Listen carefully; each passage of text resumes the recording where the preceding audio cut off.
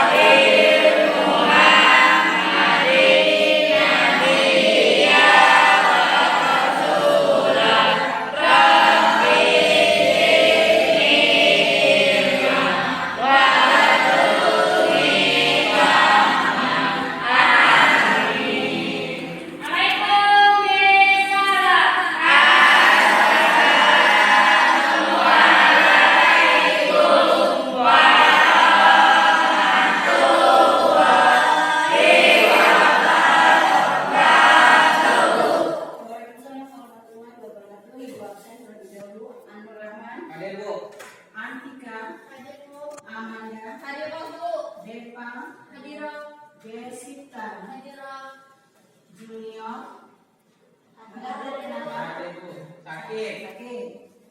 Lisa, Randy, Resda, Rini, Syahnala, Sandri, Selvi, Sukma, Suci, Yusnia. Nah, tapi saya kemarin terakhir pelajaran kita adalah tentang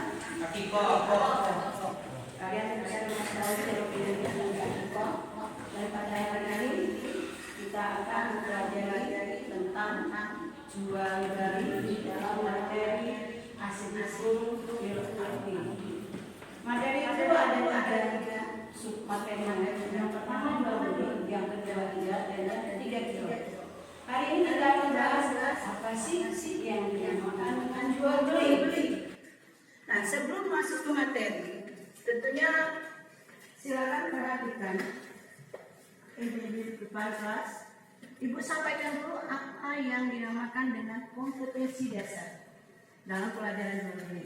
Kompetensi dasar adalah 3.3 di bagian pengetahuan menganalisis ketentuan jual beli, hiyar, dan kirot. Kemudian tujuan pembelajaran yang akan kita peroleh pada hari ini, satu, setelah mempelajari, memahami dan menganalisa tentang materi jual beli, hiyar, kirot, dan riba. Tapi kita hari ini hanya permasalahan adalah jual beli. Yang kedua, siswa dapat menjelaskan ketentuan dalam jual beli. Yang ketiga, siswa dapat menjelaskan hal-hal yang disunatkan dan diwajibkan dalam jual beli. Dan yang keempat, siswa menjelaskan jual beli yang sah dan jual beli yang dilarang. Adapun cara penilaian ibu hari ini ada 3 aspek penilaian, yaitu penilaian sikap, penilaian pengetahuan, dan penilaian keterampilan. Observasi, teknik penilaiannya observasi dan pengamatan pada saat kalian presentasi atau pada saat kalian melaksanakan kegiatan pembelajaran. Kemudian tes tertulis. Nanti ada tes tertulis di bagian proses, kemudian ada praktiknya. Kemudian instrumennya yang pertama jurnal, ibu sudah punya LK-nya. Kemudian nanti untuk pertanyaannya berupa sudah adalah soal uraian. Kemudian yang ketiga adalah penilaian kinerja, yaitu penilaian kelompok. Ini kelompok yang sudah kita bentuk, kalian sudah berada di kelompoknya masing-masing. Nah, untuk pertama, silakan kalian amati gambar di bawah ini. Apa yang kalian amati di gambar tersebut? Ibu kasih waktu 1 menit untuk mengamatinya. Dilihat dulu gambarnya ada apa saja sambil diskusikan dengan teman-teman.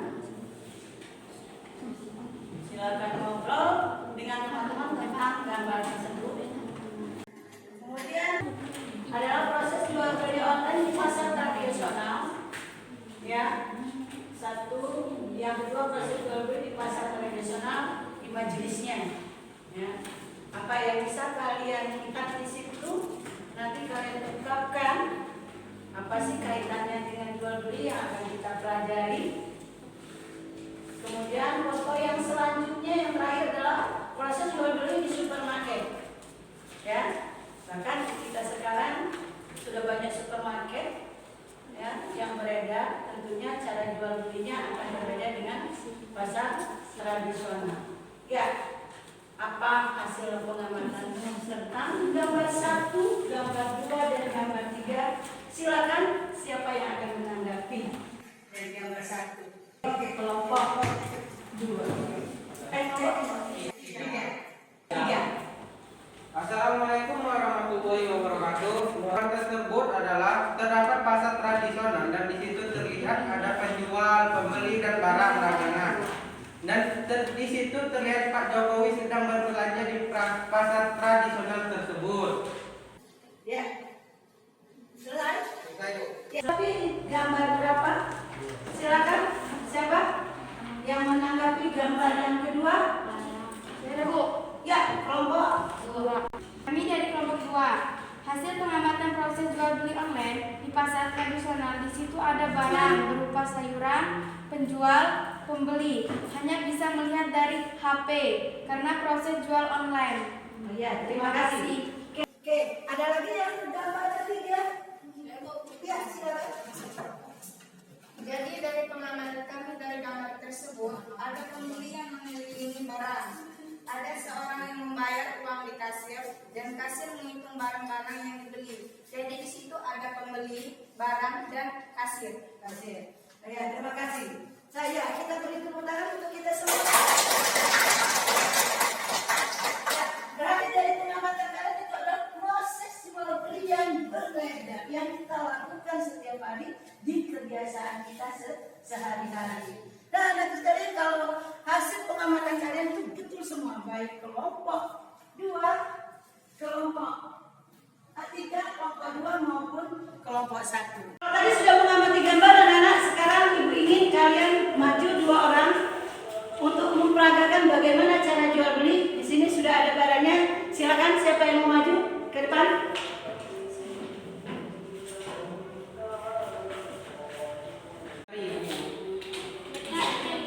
Enggak 4.000. Ini nama apa? Ya, Pak. Iya. Terima kasih kalian sudah dari apa peragaan kita tadi. Apa yang kita bahas dari peragaan tadi, apa yang bisa kalian amati? Apa yang bisa kalian ambil kesimpulannya? Ya, silakan. Yang saya lihat tadi ada penjual, ada pembeli, ada barang, ada uang dan tukang menukar. Ijab dan kabul, ya, ijab kabul dan tukar menukar barang. Ya, adik bisa memperbaikinya ataupun memperbaik.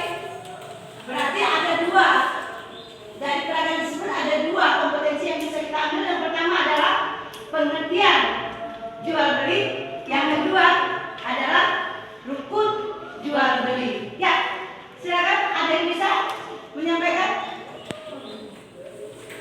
Ya, silakan.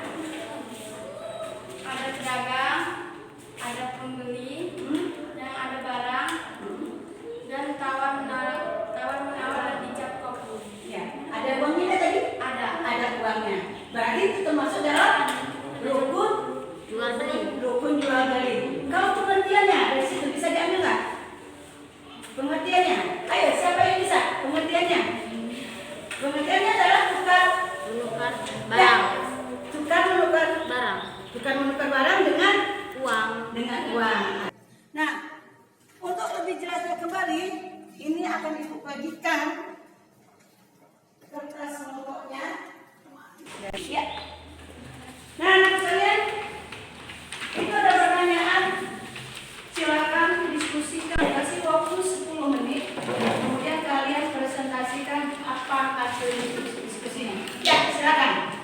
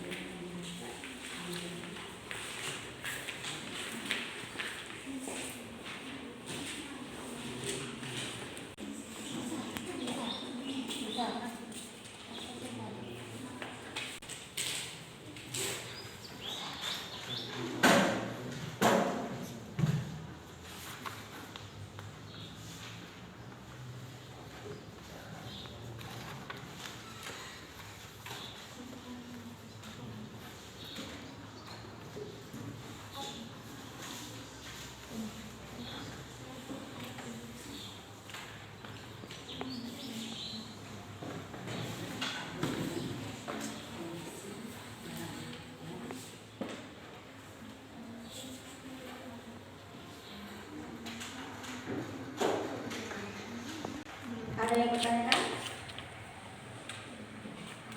Ya, kalau boleh Pak, ada yang ditanyakan? Solusi apa yang harus dilakukan dalam mengatasi jual beli sistem ijon? Nah, kalau kalian sering lihat ada orang yang jual belum pada waktunya, jual, kecuali kalau jual barang yang memang sudah misal. Kalau kita di daerah kita itu pentilnya mangga bisa dijual kan, karena dia menghasilkan gol, karena itu berguna. Tetapi kalau dia tidak berguna, maka itu dinamakan dengan sistem ijon. Ya, tapi kalau dia bisa mangga bisa jual masih kecil nggak apa-apa, karena dia menghasilkan, itu nggak apa-apa. Tapi kalau dia tidak, artinya singkong, kalau dia umurnya 7 bulan dijual dalam waktu 2 bulan, itu nggak boleh, itu adalah sistem ijon, maka hukumnya adalah haram. Oke ya. Kotoran hewan. Untuk pupuk tanaman. Pernah nggak lihat ada orang yang nanam, ada makai pupuk ini kotoran ayam? Ada kan? Nah, kalau dia ada, berarti ada ini ya. Itu biasanya berdasarkan dari pendapat masing-masing, pendapat ahli, ya, pendapat mazhab. Ya, berarti kalau ini berdasarkan mazhab tersebut, boleh ada yang boleh haram, ada yang haram, ada juga yang halal katanya, itu berdasarkan mazhab. Berarti kalian mencarinya berdasarkan mazhab. Yang boleh seperti tadi Ibu jelaskan, kita yang namanya pengertian jual beli itu ada berbagai macam masalah. Apalagi sekarang sudah banyak. Ya. Dari pertanyaan ini mensikapi jual beli secara pernah jual beli online? Pernah kan? Nah, kalau sudah pernah, apa sih yang dilihat pertama? Yang dilihat adalah gambarnya, kemudian kualitasnya, terus ada lagi selain kualitasnya, cara bayarnya. Ya, kalau tak ini maka pengiriman barangnya berdasarkan resi yang diberikan. Ya, silakan. Kejujuran. Nah, kalau di sekolah kantin kita kayaknya sudah berlangsung apa enggak? Belum berlangsung ya. Nah, kantin kejujuran ini ada barang, ada pembeli, ya, tapi nggak ada penjualnya. Dia langsung masukkan ke dalam kotak masing-masing. Nah, apakah ini bisa dilakukan atau tidaknya tergantung orangnya. Bagaimana seorang penjual itu mengujinya? Dia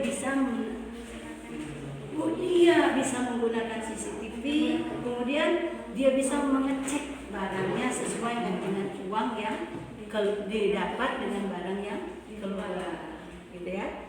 Dari situ diambil kesimpulan dari situ ini. Ya, silakan. Kelompok mana yang akan maju pertama presentasinya? Oke, ya, silakan kelompok 3.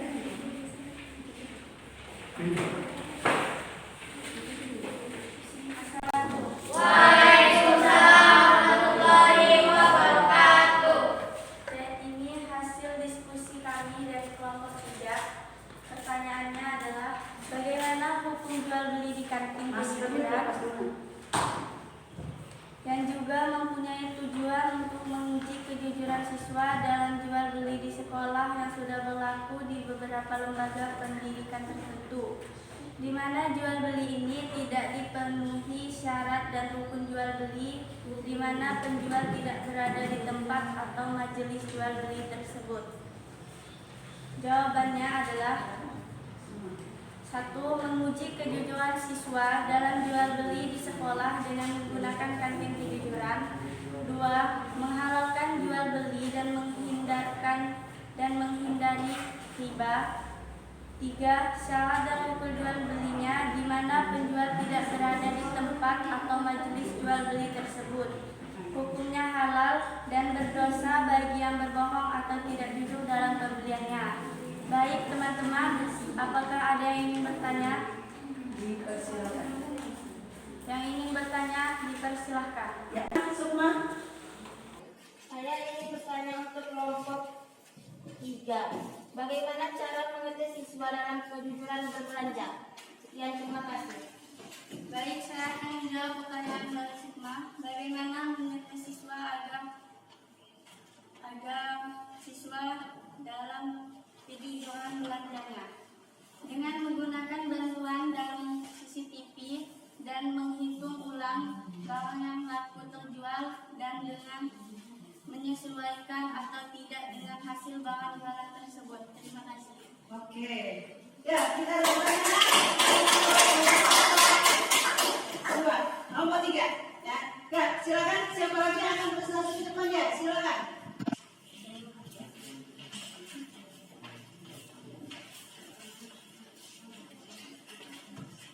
Assalamualaikum warahmatullahi wabarakatuh. Waalaikumsalam warahmatullahi wabarakatuh. Menurut diskusi dari kelompok kami, pertanyaan di suatu daerah yang terkenal dengan penghasilan buah durian, sering terjadi akad jual beli sistem ijon. Seakan sudah menjadi tradisi, di mana pembeli terkulak mulai membeli buah durian ketika masih sangat muda. Dan saling berebutan dengan tengkulak lainnya. Jika mengikuti aturan sesuai prosedur jual beli secara Islam, maka tidak akan mendapat barang atau buah durian kemudian hari sehingga tidak bisa berdagang dan tidak mendapat penghasilan. Menurut kalian, solusi apakah yang harus dilakukan untuk mengatasi jual beli sistem ijon?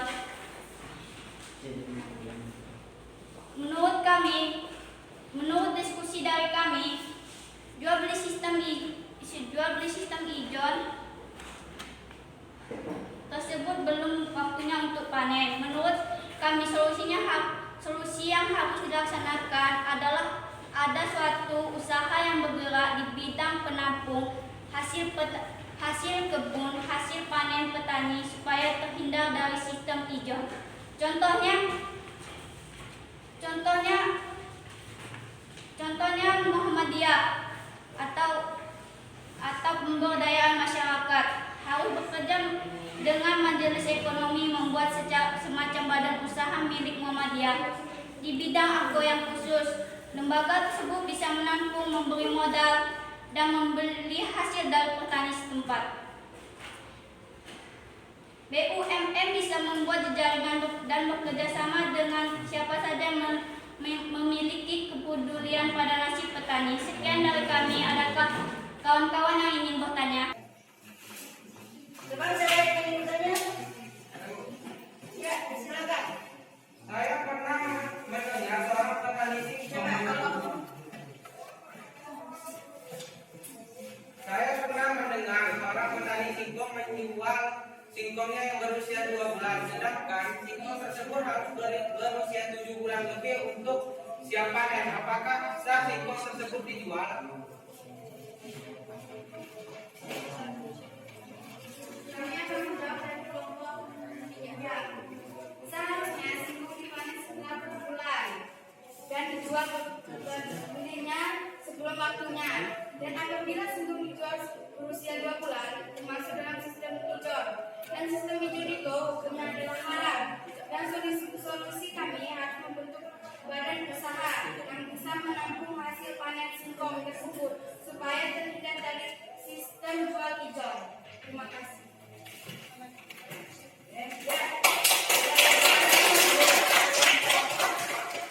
Silakan, ada 2 kelompok lagi yang Wabarakatuh. Menurut diskusi kelompok kami menurut pertanyaan, salah satu syarat barang yang diperjualbelikan adalah barang suci. Bagaimana untuk jual beli potongan hewan untuk itu tanaman? Menurut kami, menjual potongan binatang sebagai pupuk, baik binatang yang halal dimakan dagingnya maupun yang tidak halal adalah batil dan hukumnya haram. Untuk kawan-kawan yang ingin bertanya, dipersilahkan. Ya. Kotoran binatang itu haram menurut kelompok 1. Ada yang bisa menanggapi? Ya, silakan. Pertanyaan untuk kelompok 1. Saya lihat di kota ini menanam singkong memakai pupuk kotoran ayam. Apakah singkong itu juga termasuk haram? Saya kota ini menanam singkong memakai pupuk kotoran Menurut kami ada dua pendapat. Halal apabila dari binatang yang halal, tapi bila haram diambil dari binatang yang haram. Ada juga yang bilang kotoran itu najis, maka hukumnya haram. Ya. Pendapat yang mengatakan satu halal, yang dua pendapat yang mengatakan haram. Halal apabila ada dari binatang yang halal bisa dimakan oleh kita. Yang kedua haram apabila binatang itu adalah haram. Namun di dalam hal ini setiap kotoran itu pasti najis, tergantung dengan kita memakai dengan pendapat yang mana. Ya. Ada satu lagi kelompok, kita beri dulu tepuk tangan untuk kelompok satu. Ya, silakan kelompok 4. Kami dari kelompok 4. Bagaimana hukum jual beli online yang sekarang terjadi di masyarakat? Dengan jual beli online, kita tidak perlu keluar rumah. Barang sudah sampai dengan kita. Sekarang bukan hanya barang saja, bahkan makanan juga sudah bisa dijual dengan online. Bagaimana cara mensikapi jual secara online supaya kita tidak dibohongi, baik dalam pembayaran maupun dengan kondisi barang? Jawabannya, hukum jual beli online boleh atau mubah dan jenis-jenis syarat jual beli online. Cara mensikapinya: 1. Jangan tergiur dengan barang yang murah hanya karena murah tetapi tak sesuai dengan gambar ataupun kenyataannya. 2. Simpan dengan baik segala bukti dan transaksi seperti SMS dan bukti transfer kita. 3. Minta foto barang yang sesuai. 4. Dan selalu menggunakan COD supaya bisa melakukan transaksi secara langsung. 5. Minta pengalaman rekan, rekomendasi rekan, kerabat yang sudah berpengalaman dalam melakukan berbelanja online. Sekian, terima kasih. Pada teman-teman yang ingin memberikan pertanyaan, dipersilakan. Ya.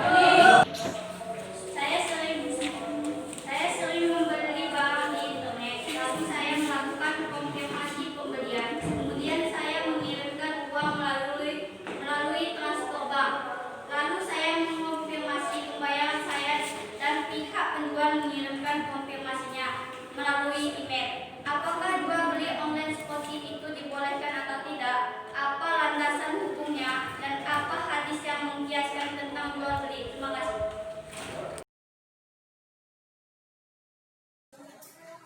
Saya akan menjawab pertanyaan dari kelompok 3. Seiring dengan perkembangan zaman, interaksi sesama manusia guna memenuhi kebutuhan juga mengalami modifikasi sedemikian rupa. Hadisnya, selama tidak ada dalil yang melarangnya, karena itu hukum dasar jual beli online sesama seperti akad jual beli dan akad asalannya itu diperbolehkan dalam Islam. Sekian, terima kasih. Dalilnya tadi belum dijawab. Ada yang bisa jawab? Oke, silakan. Anura Mas. Rasulullah Shallallahu Alaihi Wasallam bersabda, Anna Rasulullah Shallallahu Alaihi Wasallam la tabi'ana say'an istararaituhu hatta takbidu rawahu Ahmad wa Baihaqi.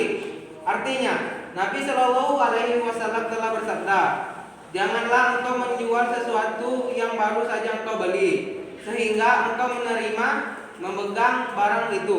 Hadis riwayat Ahmad dan Baihaqi. Ya, online itu kalau menurut sabda Rasulullah itu termasuk jual beli barang yang belum dimiliki. Kita sudah bayar tetapi barangnya belum kita terima, ya. Terkecuali kalau dia sistem COD, ya. Nah, itu yang enggak. Jadi tergantung. Tapi kan ada solusi yang diberikan oleh temannya tadi, bahwasan solusinya kita harus menerima resi, kita melihat benar barang itu sesuai dengan zatnya, sesuai dengan sifatnya dan sebagainya. Kemudian yang ketiga, kita menunggu barang itu sampai ada dan tidak, dan jangan lupa ada ijab dan kabulnya, ya. Ya, berarti semua kelompok sudah maju? Ya. Terima kasih kalian sudah mau memberikan pendapatnya. Setidak-tidaknya kalian sudah mengerti apa sih yang dimaksud dengan jual beli, ya. Jual beli itu di sini akan dijelaskan kita satu pengertian jual beli. Pengertian jual beli itu artinya kita ambil kesimpulan bersama-sama, tukar menukar barang dengan alat tukar yang sah yang terjadi di majelis itu. Kemudian boleh tidak, hukumnya adalah boleh, halal.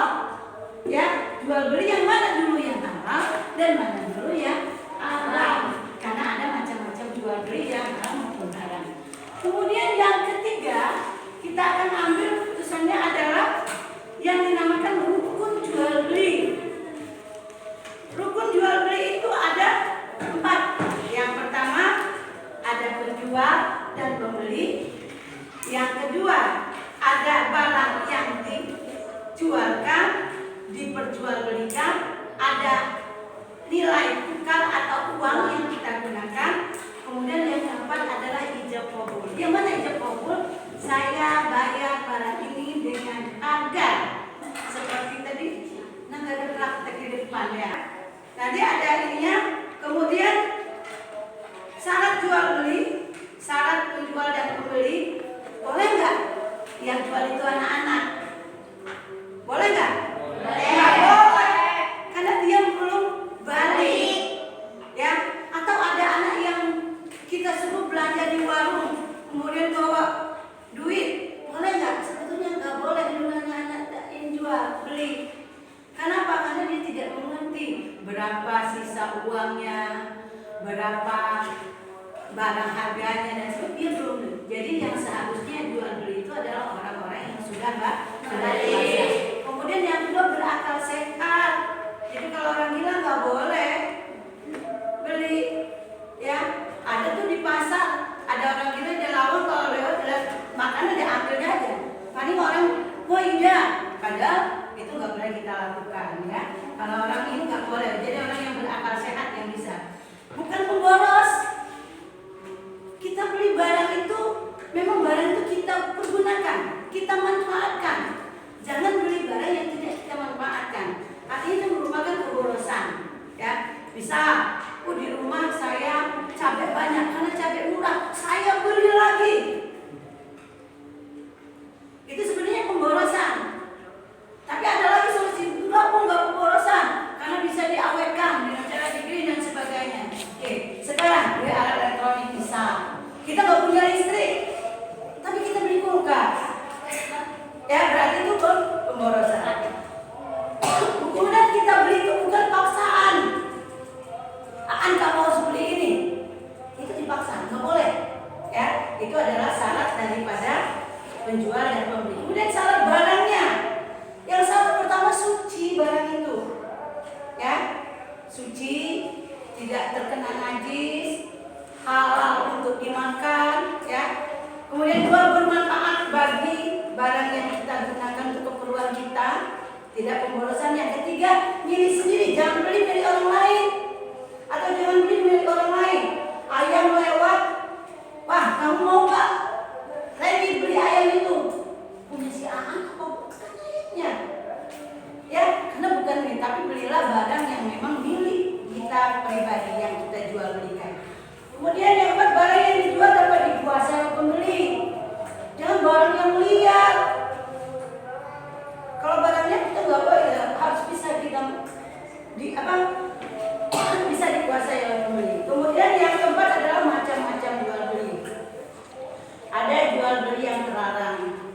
Ya, jual beli yang terlarang itu jual beli baik fasidah, jual beli sistem ijon yang tadi dikemukakan oleh kalian, jual beli barang haram, jual beli anak binatang yang masih di dalam kandungan.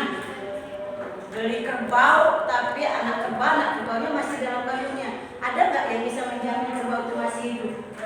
Nggak ada yang bisa jamin karena milik Allah yang namanya.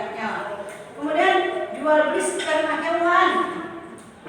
Ya, saya beli sperma sapi untuk supaya sapi saya mengandung atau sapi saya hamil. Itu nggak boleh.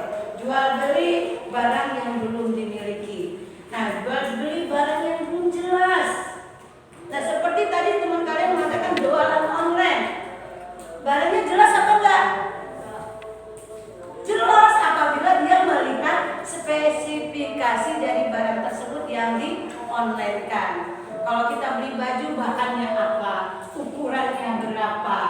ya, kemudian panjangnya berapa, ya itu bisa dikatakan bahwa itu jelas barangnya ya.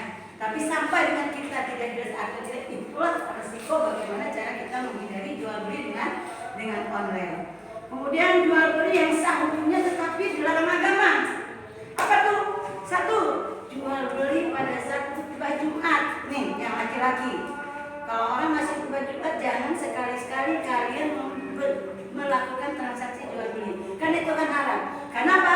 Karena anak laki-laki wajib mengikuti sholat Jumat. Sholat Jumat bagi laki-laki adalah wajib. Kalau bagi perempuan sunnah. Ya.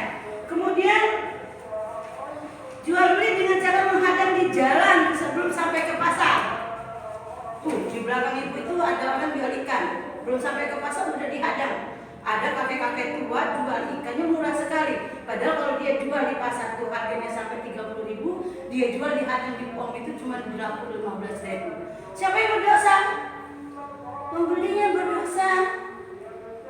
Ya seharusnya di pasar mahal loh. Berarti dia tahu harga yang sebenarnya, tetapi dia malah membeli harga yang tidak sebenarnya karena hasil dari menghadang.